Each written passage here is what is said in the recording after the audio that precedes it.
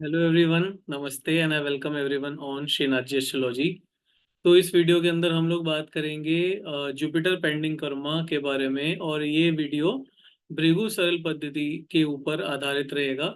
जैसा कि हमने लास्ट वीडियो के अंदर बताया था कि सैटर्न से रिलेटेड एक पेंडिंग कर्मा की टेक्निक हमने डिस्कस करी थी with the help of Bhrigu सरल पद्धति, और काफ़ी प्रैक्टिस चार्ट्स भी उसके ऊपर हमने डिस्कस किए थे। और काफ़ी सारे हमारे व्यूअर्स ने उसके ऊपर रिप्लाई भी किया है, और काफ़ी सारे लोगों ने कमेंट करके अपने बारे में भी, अपने सैटर्न की पोजीशन के बारे में भी बताया है। तो आज के जो वीडियो के अंदर हम लोग जुपिटर के बारे में बात करेंगे। आचार्य भृगु जो थे वो हमारे 7 सप्तऋषियों में से एक सप्तऋषि थे, और एस्ट्रोलॉजी की बहुत ही सटीक जानकारी उन्होंने अपनी किताबों के माध्यम से, अपनी रचनाओं के माध्यम से हमें दी थी। और उन्हीं में से जैसे भृगुनंदी नाड़ी एक टेक्निक है, भृगुनंदी नाड़ी एक कंसेप्ट है जो कि आचार्य भृगु ने हम लोगों को एस्ट्रोलॉजी स्टडी करने के लिए दिया था। ऐसे ही जो भृगु आचार्य हैं उन्होंने भृगु सरल पद्धति के अंदर कुछ ऐसे सटीक टेक्निक्स हमें प्रोवाइड किए हैं जिनके थ्रू हम जो प्लैनेट्स की पावर है, स्ट्रेंथ है, और प्लेनेट से रिलेटेड अगर कुछ पास्ट लाइफ का या पेंडिंग कुछ भी अगर हमारी लाइफ के अंदर कर्मा है तो कैसे हम उसको आइडेंटिफाई कर सकते हैं। तो बहुत ही आसान तरीके से भृगु ऋषि ने उसको हमको बताया है। तो उसी भृगु सरल पद्धति की एक छोटी सी टेक्निक आज हम लोग डिस्कस करने वाले हैं, साथ में प्रैक्टिस चार्ट्स भी रहेंगे। और प्रैक्टिस चार्ट्स के साथ में लास्ट में हम लोग कुछ रेमेडीज भी बताएंगे कि जो भृगु सरल पद्धति के थ्रू, जो टेक्निक के थ्रू हमारे पास में चार्ट एनालिसिस हो रहा है, जो हाउसेज हम आइडेंटिफाई करेंगे कि इन हाउसेज के अंदर अगर हमें इशू है या प्रॉब्लम है, तो हम उन रेमेडीज को कर कर सॉल्यूशन भी फाइंड आउट कर सकते हैं। तो आप अपना चार्ट भी जरूर लेकर बैठिएगा, अपने चार्ट को भी साथ साथ जो हम टेक्निक बताएंगे उसके थ्रू स्टडी करिएगा, एनालाइज करिएगा, हमें कमेंट सेक्शन में जरूर बताइएगा, ताकि हम उसके ऊपर कुछ अपने इंसाइट्स और इनपुट भी प्रोवाइड कर सकें। तो चलिए स्टार्ट करते हैं, सीधे हम लोग स्क्रीन के ऊपर चलते हैं और बात करते हैं जो भृगु सरल पद्धति का जुपिटर पेंडिंग कर्मा है। तो देखिए, जुपिटर पेंडिंग कर्मा के ऊपर आज का वीडियो रहेगा, और ये भृगु सरल पद्धति से हमने लिया है। तो चलिए स्टार्ट करते हुए अगर हम बात करें भृगु सरल पद्धति की, तो देखिए अगर हम बात करें आचार्य भृगु की, स्टार्ट करते हैं। तो जैसे कि हमने पहले भी डिस्कस किया था, तो हमारे पुराने हिंदू समाज के अंदर काफी बहुत बड़े बड़े ऋषि हुए थे, जिनमें से एक भृगु ऋषि भी थे। और जो भगवान ब्रह्मा ने जो 7 सप्तऋषियों की रचना करी थी, उसमें से एक सप्तऋषि भगवान भृगु भी थे। और ये एक प्रजापति भी थे जिनको भगवान जो हमारे ब्रह्मा जी ने, उन्होंने उनकी रचना करी थी। और प्रिडिक्टिव एस्ट्रोलॉजी के अंदर भगवान भृगु का, जो भृगु ऋषि थे, उनका बहुत ही बड़ा योगदान रहा है। भगवान भृगु ने जो भृगु ऋषि ने काफ़ी अच्छी अच्छी प्रिडिक्शंस एस्ट्रोलॉजी के अंदर दी हुई हैं, काफ़ी अच्छी टेक्निक्स हमें बताई हुई हैं। और जो आचार्य भृगु हैं वो भृगु संहिता के भी रचनायक हैं, जो कि ये एस्ट्रोलॉजी के अंदर बहुत ही बड़ा क्लासिक है। तो ये भगवान भृगु का, यानी कि ऋषि भृगु का छोटा सा एक इंट्रोडक्शन था। तो चलिए अगर हम ऋषि भृगु की बात आगे करें, तो अगर हम आज की जो टेक्निक है, चलिए उसके ऊपर अगर हम बात करते हैं, तो देखिए आज की टेक्निक क्या कहती है कि wherever Jupiter sits he creates up and down in the 10th and 6th from it minimum any one significance of that house. इसका कहने का मतलब क्या है कि जुपिटर जिस भाव के अंदर बैठता है, उस भाव से छठे घर में और उस भाव से 10वें घर में कोई ना कोई ऊपर नीचे जरूर करता है, कोई ना कोई अप एंड डाउन जरूर करता है, फ्लक्चुएशन क्रिएट करेगा। सपोज करिए जुपिटर किसी भी हाउस में आपके बैठा है, तो उससे जो भी 10वां घर होगा और उससे जो भी छठा घर होगा, तो वहां पर जुपिटर कोई ना कोई परेशानी, कोई ना कोई एक सिग्निफिकेंस के अंदर जरूर परेशानी क्रिएट करेगा, फ्लक्चुएशन क्रिएट करेगा, आपकी लाइफ के अंदर ट्रबल्स लेकर आएगा, ऊंच नीच करवाएगा, या ध्यान देने वाली बात क्या है, ऊंच नीच करवाएगा, या घर के किसी एक बैट को बिगाड़ या सर्वनाश करेगा। यानी कि कोई ना कोई एक जो सिग्निफिकेंस होगा उसको आप बहुत ज्यादा अपनी लाइफ के अंदर ट्रबल्स महसूस कर सकते हैं जुपिटर से छठे और 10वें घर के अंदर। तो ये जो है वो भृगु सरल पद्धति की दूसरी टेक्निक है। देखिए अगर आपने पहली टेक्निक का वीडियो जो हमने सैटर्न के ऊपर बनाया था नहीं देखा है, तो आपको नीचे डिस्क्रिप्शन में उसका लिंक मिल जाएगा, वो जाकर जरूर देखिएगा। काफी सारे व्यूअर्स ने उस वीडियो को देखा है, अपने कमेंट्स दिए हैं। और आज की जो जुपिटर प्रीवियस लाइफ हाउस की जो टेक्निक है, प्रिडिक्टिव टेक्निक है, अपनी कुंडली के ऊपर जरूर लगाकर देखिएगा, हमें कमेंट सेक्शन में जरूर बताइएगा कि आपका जुपिटर कहाँ बैठा है चार्ट के अंदर, और आपको उसे छठे और 10वें घर के अंदर हम जरूर आपको एडवाइस जरूर करेंगे। तो देखिए जुपिटर जो है वो प्रॉब्लम्स क्रिएट करेगा अपने से छठे और 10th हाउस में। और ये प्रॉब्लम क्यों क्रिएट करेगा, क्योंकि कहीं ना कहीं जुपिटर के सिग्निफिकेंस से रिलेटेड हमने कोई ना कोई मिस्टेक पास्ट लाइफ के अंदर जरूर करी है, जिसकी वजह से जुपिटर अपने से छठे और 10वें घर के अंदर प्रॉब्लम क्रिएट करता है। कोई ना कोई पेन, कोई ना कोई दर्द हमें जरूर देता है यहाँ पर छठे घर से और 10वें घर से, यानी जुपिटर से छठा और 10वां घर जो होगा वहां पर कोई ना कोई पेन या वहां पर कोई ना कोई दर्द हमें जुपिटर जरूर देगा। चलिए आगे बढ़ते हैं और यहाँ पर एक प्रैक्टिस चार्ट से हम स्टार्ट करते हैं। तो सबसे पहले हम मर्यादा पुरुषोत्तम भगवान राम का चार्ट लेकर स्टडी करते हैं। तो सबसे पहले हमें क्या करना है, जुपिटर की पोजीशन को आइडेंटिफाई करना है। पहले जुपिटर की पोजीशन देखेंगे और जुपिटर से छठे घर में और जुपिटर से 10वें घर में कौन सा हाउस आएगा उसको फिर हम लोग यहाँ पर स्टडी करेंगे। तो देखिए जुपिटर यहाँ पर जो है भगवान राम के चार्ट में जुपिटर जो है वो लग्न के अंदर बैठे हैं, यानी कि फर्स्ट हाउस के अंदर बैठे हुए हैं। अभी यहाँ से अगर हम छठे घर की बात करेंगे तो 6th हाउस ही आएगा हमारा। अब छठा घर जो है यहाँ पर वो 6th हाउस है। अब देखिए 6th हाउस में राहु का प्लेसमेंट है, और 6th हाउस जो होता है देखिए वो एनिमी का हाउस होता है। तो भृगु सरल पद्धति क्या कहती है कि जुपिटर अपने से छठे घर में कष्ट देता है। तो देखिए भगवान राम को जरूर बहुत कष्ट देखने को मिले अपने शत्रुओं से। और देखिए जो विश्व का सबसे बड़ा शत्रु माना जाता है, सबसे बड़ा प्रतिद्वंदी माना जाता है रावण, वो भगवान राम का शत्रु था। यानी कि देखिए जो सबसे बुरा असुर था, या फिर जिसको कह सकते हैं कि सबसे ताकतवर और बलशाली नेगेटिव एनर्जी का स्वामी जो राक्षस था रावण, वो भगवान राम का शत्रु था। तो इससे ज्यादा मजबूत शत्रु क्या ही किसी को मिलेगा। तो कहीं ना कहीं जो जुपिटर थे छठे घर में, जुपिटर ट्रबल्स क्रिएट करेगा। तो भगवान राम की जिंदगी में तो बहुत ही ज्यादा ट्रबल्स दिए, यहाँ पर भगवान राम को बहुत ही ज्यादा शत्रुओं से परेशानियों का सामना करना पड़ा। और जब वो छोटे थे तभी उन्हें भगवान वशिष्ठ तो जो थे वो अपनी आश्रम के अंदर ले गए थे, वहां पर दानवों का संहार किया था। फिर उन्होंने और अपना जो युद्ध हुआ था मेन युद्ध के अंदर, रावण से युद्ध के अंदर उन्होंने कुंभकर्ण को मारा था, रावण को मारा था, काफी सारे राक्षसों का संहार किया था। यानी कि बढ़ चढ़कर भगवान राम को शत्रु मिले थे। तो कहीं ना कहीं ये जो पहला रूल है जुपिटर के छठे घर में परेशानी का, भृगु सरल पद्धति का, वो यहाँ पर वेरीफाई हो रहा है। अभी जुपिटर से 10वें घर की बात करें, देखिए जुपिटर फर्स्ट हाउस में बैठा हुआ है। जुपिटर से 10वें घर की बात करें तो यहाँ पर देखिए 10th हाउस आ रहा है। और देखिए जैसा कि हम सब जानते हैं 10th हाउस जो होता है वो सेपरेशन फ्रॉम फादर का हाउस भी माना जाता है, फादर को डिनोट करता है, सेपरेशन फ्रॉम फादर के योग भी बनाता है जो 10th हाउस हमारा होता है। तो जैसा कि हम सब जानते हैं कि भगवान राम का अपने पिता के साथ में वियोग हो गया था। भगवान राम जो थे वो अपने पिता से बिछड़ गए थे, क्योंकि उनकी जो माता थी कैकेयी, उन्होंने भगवान राम के लिए 14 वर्ष का वनवास मांग लिया था। इसीलिए कहीं ना कहीं जो 10th हाउस होता है, जो पिता का हाउस हमारा होता है, देखिए 9th और 10th हाउस दोनों पिता के हाउस होते हैं। तो पिता को भी कहीं ना कहीं बहुत कष्ट देखने को मिला, और भगवान राम के वनवास जाते ही दूसरे दिन ही उनके पिता ने प्राण त्याग दिए। भगवान राम जब गए थे, जैसे जैसे उन्हें पता चलता गया कि भगवान राम को कितना कष्ट हो रहा है, तो पिता ने भी कष्ट में प्राण त्याग दिए। तो कहीं ना कहीं जुपिटर का अपने से छठे घर में भी जुपिटर ने भगवान राम को बहुत ज्यादा कष्ट दिए, और अपने से 10वें घर के अंदर भी भगवान राम को जुपिटर ने बहुत ही ज्यादा कष्ट दिए। तो भृगु सरल पद्धति किस तरह से देखिए हमने चार्ट के ऊपर अप्लाई करा, तो भगवान राम की जिंदगी के अंदर काफी ज्यादा कष्ट इस समय देखने को हमें मिले। चलिए दूसरे प्रैक्टिस चार्ट के ऊपर चलते हैं। दूसरा प्रैक्टिस चार्ट हम इंदिरा गांधी जी का चार्ट लेते हैं। तो इंदिरा गांधी जी के चार्ट में जो जुपिटर है वो 11th हाउस के अंदर बैठा हुआ है। अब 11th हाउस के अंदर इंदिरा गांधी जी के जुपिटर है, इससे +6 अगर हम करते हैं तो देखिए यहाँ पर जुपिटर है। तो जुपिटर से +6 करेंगे तो 4th हाउस जो है हमारा, वो जुपिटर से प्लस करने पे हमें +6 करने पे 4th हाउस आ रहा है। यानी कि इसका मतलब है कि जुपिटर 4th हाउस में इन्हें प्रॉब्लम क्रिएट करेगा। तो देखिए 4th हाउस जो होता है वो कहीं ना कहीं मन की शांति का भी हाउस माना जाता है। तो कहीं ना कहीं इंदिरा गांधी जी का जो जीवन था, मन की शांति उन्हें बहुत ही ज्यादा कम मिली, क्योंकि उनके देखिए जो बच्चे थे, उनके जो चाइल्ड थे, उनके चाइल्ड की बहुत ही अर्ली समय में डेथ हो गई थी। और उनके जो दोनों बच्चे थे उनकी अकारण मृत्यु हो गई थी। और इनमें से एक बच्चे जो संजय गांधी थे, उनकी मृत्यु तो इंदिरा गांधी के जीवन काल के समय ही हो गई थी।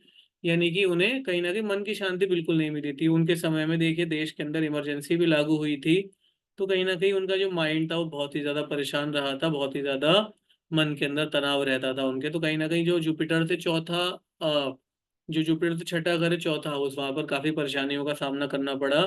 अभी जुपिटर से अगर 10th हाउस की बात हम करते हैं कि इंदिरा गांधी जी के चार्ट में भृगु सरल पद्धति के हिसाब से जो 10वां घर बनेगा, जुपिटर से गिनते हैं 1 2 3 4 5 6 7 8 9 10, तो देखिए ये जो 8th हाउस हो रहा है, 8th हाउस जो है जुपिटर से 10वां घर है, तो देखिए इंदिरा गांधी जी को ये कष्ट का हाउस है। तो आप देखिए इंदिरा गांधी जी की जो डेथ हुई थी वो कितनी ज्यादा कष्टकारी डेथ इंदिरा गांधी जी की हुई थी। जब इंदिरा गांधी जी की डेथ हुई थी तो उनको शूट कर दिया गया था। आप खुद सोचिए कि किसी को गोली मारकर किसी की हत्या की होगी तो उसे कितना कष्ट मिला होगा। यानी कि जो 8th हाउस है जुपिटर ने अपने से 10वें घर में, जो कि 8वां घर आया इंदिरा गांधी जी की कुंडली में, उन्हें कितना ज्यादा कष्ट दिया, कितनी ज्यादा परेशानियों का सामना इंदिरा गांधी जी को करना पड़ा। इमरजेंसी के समय कष्ट हुआ, बच्चे की मौत का कष्ट हुआ, और अपनी खुद की जो मौत हुई उनकी कितनी ज्यादा दर्दनाक मौत उन्हें हुई। जुपिटर जो था वो 11th हाउस में बैठा था, उसने अपने से 10वें घर में बहुत ही ज्यादा कष्ट इंदिरा गांधी जी को दिए। आप अपने चार्ट में जरूर देखिएगा जुपिटर की पोजीशन क्या है, वहां से छठा घर कौन सा आ रहा है, 10वां घर कौन सा आ रहा है, और आपको अभी तक कैसे परिणाम मिल रहे हैं। और अगर आप हमसे भी एडवाइस चाहते हैं तो आप हमें कमेंट सेक्शन में जरूर अपने जुपिटर की पोजीशन बताइएगा, ताकि हम भी आपको इसके अंदर हेल्प कर सकें। चलिए आगे बढ़ते हैं। उससे पहले छोटी सी बात कर लेते हैं। देखिए अगस्त में हमारा जो लाइव क्लासेस हैं, रिसेंटली हम लोग देखिए 1 साल से एस्ट्रोलॉजी की कोर्सेज हम लोग ऑर्गेनाइज करते हैं। तो अगस्त में हम लोग जो स्पेशल कोर्स इस बार कर रहे हैं, जिसके अंदर D9 चार्ट, D10 चार्ट, देखिए हम लोग डिविजनल चार्ट्स को बहुत ही डिटेल में पढ़ने वाले हैं। D9 चार्ट, D10 चार्ट है, D12 चार्ट है जो कि पेरेंट्स और लीनियज का है, पास्ट लाइफ कर्मा का जो D60 चार्ट है उसको स्टडी करेंगे, D6 चार्ट को स्टडी करेंगे। प्रश्न और होरारी एस्ट्रोलॉजी, किसी के पास अगर बर्थ डेट नहीं है, बर्थ टाइम नहीं है, बट अगर वो अपनी एस्ट्रोलॉजी एनालिसिस जानना चाहता है तो प्रश्न मार्ग उसके लिए खुला रहता है, उसको भी हम लोग स्टडी करेंगे। तो इन सारे जो कि बहुत ही एडवांस कंसेप्ट होते हैं, इन एडवांस कंसेप्ट को हम लोग अगस्त के अंदर पढ़ने वाले हैं। तो आप अगर इसके अंदर रजिस्टर करना चाहते हैं तो आप हमें इस नंबर पर व्हाट्सएप या कॉल कर सकते हैं। आप अगर हमारे ग्रुप से जुड़ते हैं तो आपको 24/7 व्हाट्सएप ग्रुप मिलेगा। डाउट क्लासेस आपको प्रोवाइड कराएंगे, लॉट ऑफ प्रैक्टिस चार्ट्स, आपको बहुत सारे प्रैक्टिस चार्ट्स मिलेंगे जैसे कि आज की वीडियो के अंदर भी हैं। आपका खुद का हॉरोस्कोप एनालिसिस भी किया जाएगा, पास्ट लाइफ के पेंडिंग कर्म एनालिसिस किया जाएगा। हैप्पी सोल रेमेडीज, अपनी जिंदगी के अंदर किस तरह से मानसिक शांति हम प्राप्त कर सकते हैं, आपके चार्ट के हिसाब से कौन कौन से उपाय कर कर मन की शांति आपको मिलेगी, उसके बारे में बात करेंगे। असाइनमेंट्स आपको मिलेंगे, स्टडी मटेरियल आपको प्रोवाइड करेंगे, 5 कॉम्प्लीमेंट्री वीडियोस। अगर आप नए हैं एस्ट्रोलॉजी में, बेसिक नॉलेज नहीं है आपको एस्ट्रोलॉजी की, हाउसेस क्या होते हैं, राशि क्या होते हैं, प्लैनेट्स क्या होते हैं, तो 5 कॉम्प्लीमेंट्री वीडियोस भी आपको मिलेंगे। प्रिडिक्शन इन एवरी क्लास के अंदर कुछ ना कुछ प्रिडिक्शन रहेगी। और ये जो कोर्स है ये रिकॉर्डेड मोड के अंदर हम लोग इस समय ऑफर कर रहे हैं। ये जो 14 क्लासेस हैं ये रिकॉर्डेड मोड के अंदर आपको मिलेंगी। तो अगर आप हमारे साथ में जुड़ना चाहते हैं, हमारे साथ लर्न करना चाहते हैं, तो आप इन नंबर पर कांटेक्ट कर सकते हैं।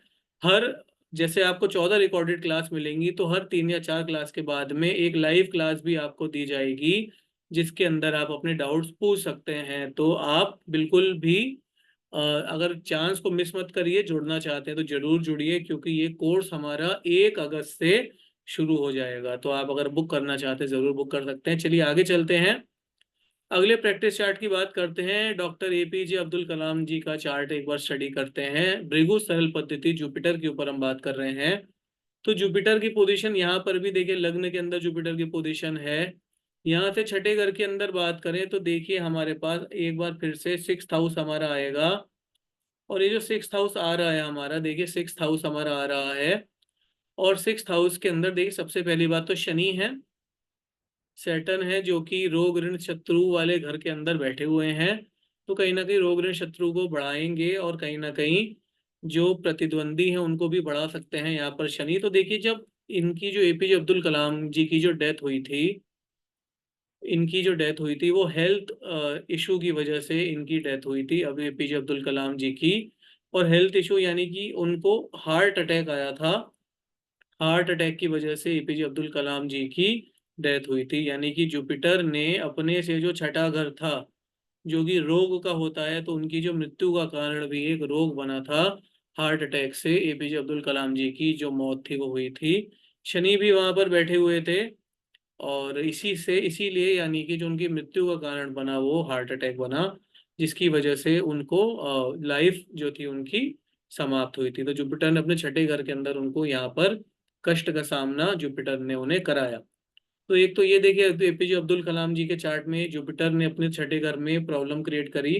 अब जुपिटर से जो 10th हाउस की बात करें, जो जुपिटर से जो 10th हाउस था, वो कहीं ना कहीं देखिए फादर के ऑक्यूपेशन का भी आता है।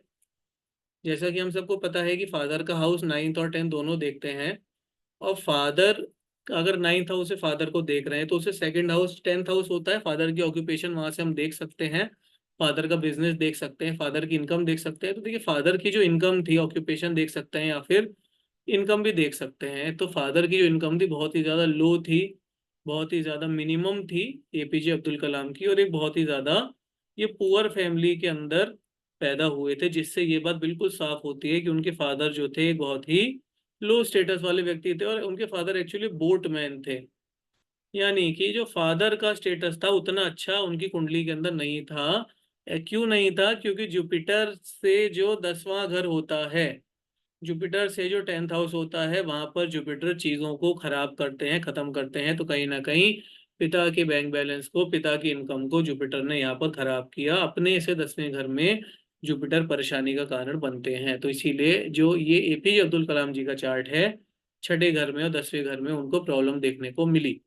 तो ये हमने देखिए स्टडी किया है। आइए चलिए कुछ रेमेडीज की बात कर लेते हैं। तो आपको क्या करना है, सबसे पहले अपने चार्ट में जो भी जुपिटर से छठा घर है, उस हाउस के अंदर राशि पकड़ लीजिए कौन सी राशि है, और उस राशि के स्वामी कौन से हैं। सपोज करिए आपका जुपिटर जो है वो कैप्रिकॉन के अंदर बैठा हुआ है। अभी जुपिटर कैप्रिकॉन के अंदर अगर बैठे हुए हैं हमारे, कैप्रिकॉन के अंदर, तो इसमें अगर आप +6 करेंगे तो आपको यहाँ पर मरकरी का साइन मिलेगा, यानी कि जेमिनाई साइन मिलेगा +6 करने पे। तो इसका मतलब क्या हुआ, आपको 3 नंबर का साइन मिलेगा यहाँ पर अगर आप 10th में +6 करेंगे। तो इसका मतलब ये होगा कि आपको गणेश जी की उपासना इस समय करनी चाहिए, क्योंकि मरकरी के लिए गणेश जी की उपासना, विष्णु भगवान की उपासना करना बहुत ही ज्यादा अच्छा रहता है। तो गणेश जी के साथ में विष्णु भगवान की उपासना करेंगे तो भी बहुत अच्छा रहेगा। तो आपके चार्ट में जुपिटर से छठे घर में जो भी राशि पड़ रही है उसके स्वामी की पूजा करना शुरू कर दीजिए। तो जुपिटर अपने से छठे घर में जो परेशानी आपको दे रहा है वो खत्म हो जाएगी।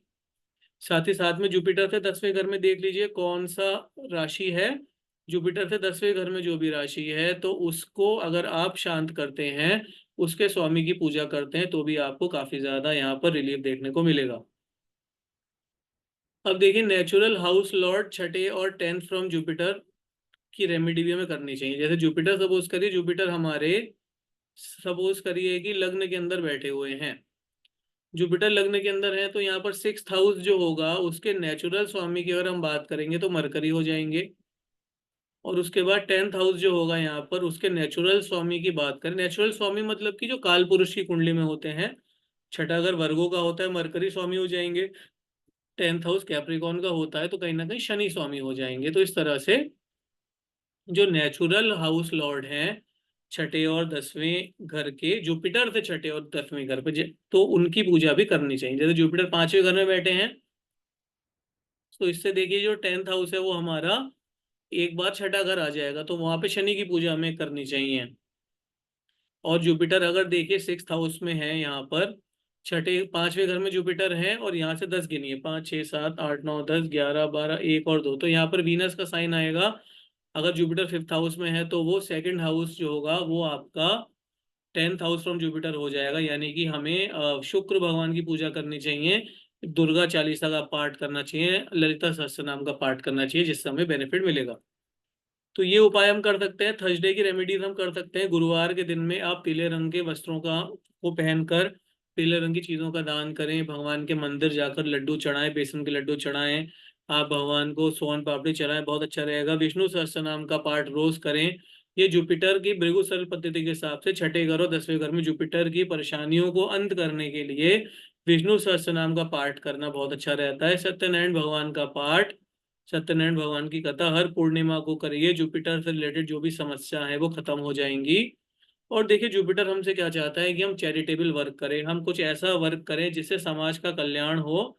आप किसी ऐसे चीज में डोनेट करिए, जैसे कि आपने सपोज करिए पानी की प्याऊ लगवा दी, या पानी का वाटर पंप कहीं लगवा दिया, पानी का वाटर कूलर लगवा दिया, तो लाखों लोग उससे पानी पियेंगे। तो इस तरह का जो काम होता है जिसमें हजारों लोगों का भला होता है, तो ऐसे काम अगर आप करते हैं उससे जुपिटर हमारे इंप्रूव होता है।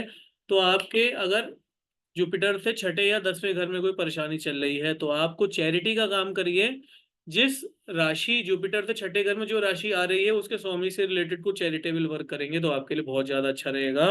जैसे जुपिटर से छठे घर में अगर मंगल का साइन आ रहा है, तो कहीं ना कहीं हनुमान जी से रिलेटेड मंदिर में कंस्ट्रक्शन कराना, हनुमान जी के मंदिर में वस्त्रों का दान करना बहुत अच्छा रहता है। जुपिटर से छठे घर में अगर खुद जुपिटर का ही साइन अगर सपोज करिए आ रहा है, तो इसमें अगर हम विष्णु भगवान से रिलेटेड कुछ कुछ अगर रेमेडी करते हैं, जैसे कि आप पानी का प्याऊ लगवाते हैं, या फिर जो विष्णु भगवान के मंदिर में कंस्ट्रक्शन में हेल्प करते हैं, तो भी हमारे लिए अच्छा रहेगा। ये सारी रेमेडी आप कर सकते हैं। अपने पर्सनल चार्ट से रिलेटेड रेमेडी जानना चाहते हैं तो कमेंट सेक्शन में जरूर हमें बताइएगा। उम्मीद करता हूँ कि आपको हमारा आज का वीडियो अच्छा लगा। जुपिटर पेंडिंग कर्मा से रिलेटेड आज हमने बात करी। वीडियो अगर अच्छा लगा तो लाइक कर दीजिएगा, चैनल को सब्सक्राइब कर दीजिएगा। अगर आप हमारे रिकॉर्डेड कोर्स को ज्वाइन करना चाहते हैं, जिसके अंदर हम लोग डिविजनल चार्ट्स सिखाने वाले हैं, प्रश्न और आर्य एस्ट्रोलॉजी सिखाने वाले हैं, तो ये जो नंबर स्क्रीन पर दिया है इस पे आप इससे आप हमसे बात कर सकते हैं। Thank you so much for watching this video. नमस्कार।